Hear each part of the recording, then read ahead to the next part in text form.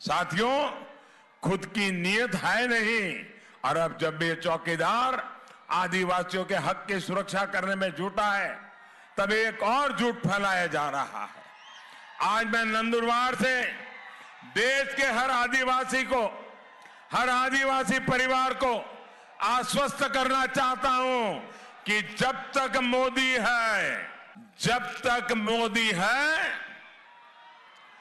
तब तक बाबा साहब आंबेडकर ने जो आरक्षण दिया है, उस आरक्षण पर कभी कोई आंच आने वाली। मोदी यांची तोफ नंदुरबारलाही धडाडणार। नंदुरबार का एक एक आदिवासी साक्षी है। यंदाही नंदुरबारच्या निवडणूक प्रचारासाठी मोदी येणार। दूसरी बात, जब तक मोदी है तब तक आपकी जमीन पर भी कोई आंच नहीं आ सकती है। कोई पंजा आपकी जमीन पे हाथ नहीं लगा सकता है। भारताचे पंतप्रधान नरेंद्र मोदी आपल्या लाडक्या खासदार डॉक्टर हिना यांच्यासाठी नंदनगरीत येणार। होय, देशाचे पंतप्रधान नरेंद्र मोदी यांचा नंदुरबार लोकसभा मतदारसंघातील महायुतीच्या उमेदवार खासदार डॉक्टर हिना गावित यांच्या प्रचारासाठी दिनांक 10 मे 2024 रोजी प्रचार दौरा निश्चित झाला आहे। भारतीय जनता पार्टीचे महाराष्ट्र प्रदेशाध्यक्ष चंद्रशेखर बावनकुळे यांनी दिनांक 2 मे 2024 रोजी नंदुरबार येथे मोजक्या महत्त्वाच्या पदाधिकाऱ्यांसमवेत बैठक घेतली। त्यानंतर ही माहिती जाहीर करण्यात आली। महाराष्ट्राचे आदिवासी विकास मंत्री नामदार डॉक्टर विजयकुमार गावित यांनी याविषयीची सविस्तर माहिती दिली। त्यांनी दिलेल्या माहितीनुसार अक्षय तृतीयेच्या दिवशी म्हणजे दिनांक 10 मे 2024 रोजी सकाळी 11 वाजता चौपाळे शिवारातल्या अहिंसा स्कूल समोरच्या मोकळ्या मैदानात ही सभा होणार आहे। पंतप्रधान नरेंद्र मोदी यांनी लोकसभा निवडणुकीच्या प्रचारासाठी येण्याची ही चौथी वेळ असेल।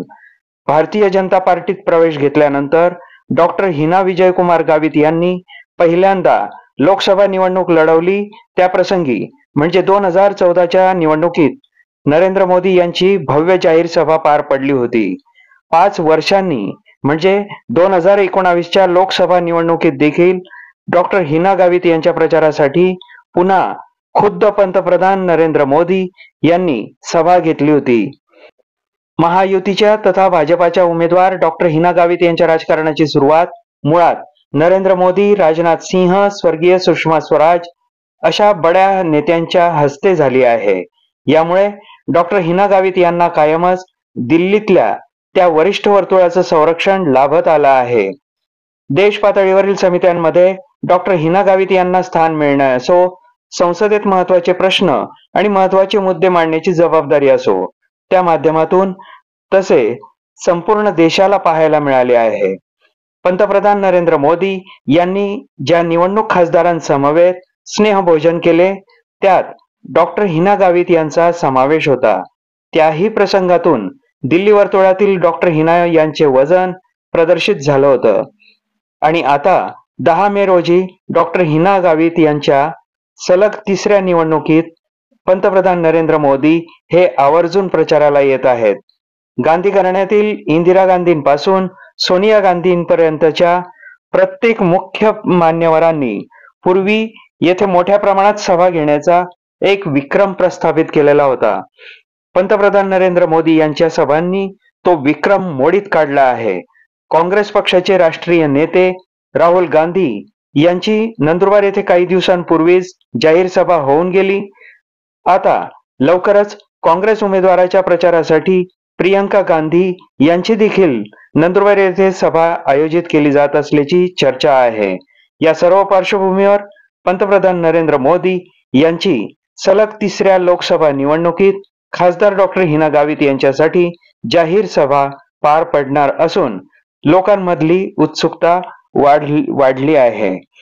दरम्यान राज्याचे आदिवासी विकास मंत्री डॉक्टर विजयकुमार गावित, जिल्हा परिषद अध्यक्ष डॉक्टर सुप्रिया गावित, भारतीय जनता पार्टीचे जिल्हाध्यक्ष निलेश माळी, लोकसभा प्रमुख डॉक्टर तुषार रंधे भाजपा तालुका अध्यक्ष जितेंद्र पाटील, वसंत पाटील, शांताराम पाटील आदींनी जिल्हा पोलीस प्रमुख अधीक्षक श्रवण दत्त आणि अन्य प्रमुख अधिकाऱ्यांच्या समवेत या मैदानाची पाहणी केली.